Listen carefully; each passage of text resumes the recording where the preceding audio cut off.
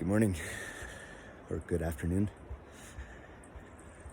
It's a cloudy day here, kind of cold, still amazing. So I'll be sharing some videos, I have been sharing some videos on Pranayama. And what I want to speak to you today, for you all, is about the progression. So, as with anything, there's a build over time. There's a learning of the kind of the basics. Think about it like playing an instrument, right? You learn the notes, you learn the configurations of the chords, you learn how to string the things together, and then eventually you can make music. And so yoga is no different, especially when you start diving into the subtler and more intricate practices that lead to the higher stages of yoga: pratyahara, dharana, dhyana, samadhi.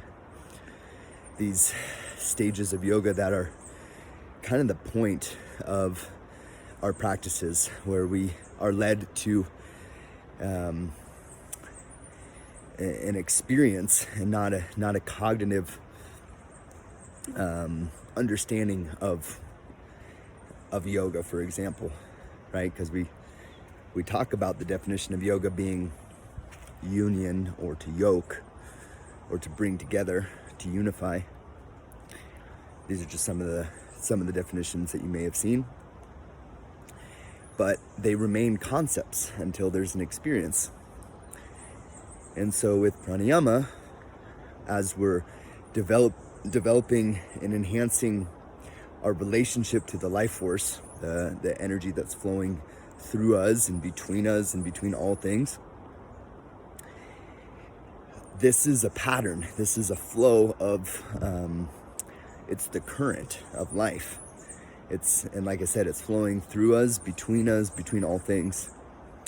And specifically in our body, when we start to develop our practices, we're improving the clarity of our relationship to this. And that clarity is something that the mind experiences, but it's not a projection. It's not because if it was a cognitive thing or an intellectual thing, then it would remain on the surface. But what it ends up doing is there is a creation, or there is the experience itself brings the knowledge, brings the wisdom of the interconnectedness of our body and all things.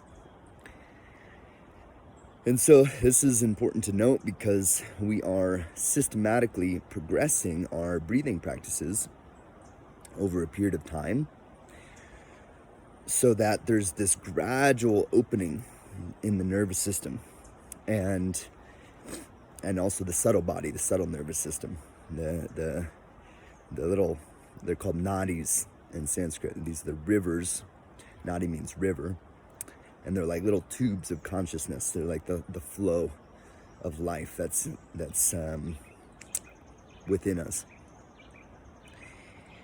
And so as this is developed, there is, it's not something that you can force.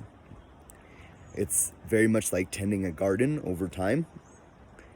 And you plant seeds and you water them and you carefully cultivate them, and you watch them grow, and you trim them when there's a problem, and there's just a very natural, organic progression to our breathing process that cannot be skipped.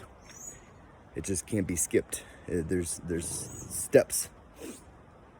And so in the videos that I'm sharing sort of the results of my own experimentation, and with the hope or the wish and the intention that there will be people out there that receive some inspiration from it and start devoting themselves to their own daily practices.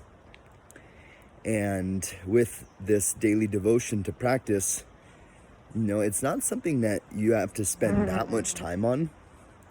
In fact, if you're consistent and you spend just a little bit of time, there's some very immediate results to breathwork practices, provided they're systematic and intentional. You know, it's not as simple as just putting on a recording and then following the recording. We have to actually cultivate within ourselves the sincerity and the level of willingness that we are guiding ourselves through this process, because it's about empowerment, and at least to a certain degree. And so learning the tools from the inside out, right? Not just doing it because we're told, but discovering inside of ourselves, how is the energy moving? Is what I'm doing supporting its movement? What do I need to do to learn about it, to honor it? And this whole process is so, there's so many layers, and it's it's a very deep process. But it's just something that happens over time with just a little bit of practice each day. And so, yeah, like I was saying, the videos that I'm sharing are a progression. And there are different components that I will be pointing out and speaking to. I just published a video this morning on my YouTube channel of an advanced progression of pranayama practices involving kriya and bandha and mudra. And I'm going to make another video with an additional commentary where I can actually pause the video and I can share and point out specific things, which I think is really important for because there's a lot happening under the hood. And when you understand what's going on under the hood, you know, it's just like a car. For me, if my car breaks down, I'm like, fuck, I gotta call the mechanic. You know, and I'm just like sitting there on the side of the road. It's like, well, what if, you know, and for our body, you know, use that as an example. When our body breaks down, we're like, damn, I need to call a doctor. I need to call someone who knows more about my body than I do.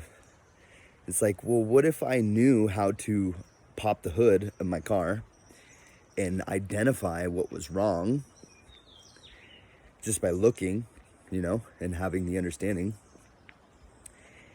and then doing something to fix it because I have the tools? What if I had that awareness for my own body? Could you imagine how empowering that would be? How stabilizing that would be? To observe, however subtly, something being off, and instead of needing to go read a book or to watch a YouTube video or to search for something on Google, I could just look inside and observe and know immediately, because I'm so tuned in with myself and the movement of energy in my body. This is possible for us. And this isn't only possible, but it's something that I think the world really needs. It needs people who are so tuned in with themselves, with nature, and connected to the earth and to the rhythm of life, that no matter what's happening in the swirling current and the drama of our human reality, there's actually, people are a grounding rod for that, because that energy comes in, and instead of it bouncing back out due to a reaction, we can actually ground it and discover what is it showing me, and then find a solution inside of ourselves so that our action in the world is actually supportive. And so this is a very, like I said, it's a complicated and complex topic. And I encourage you to explore within yourself and to empower yourself with these practices and have fun, because it's very fun. Hola. It's very fun. All right. Buenos dias.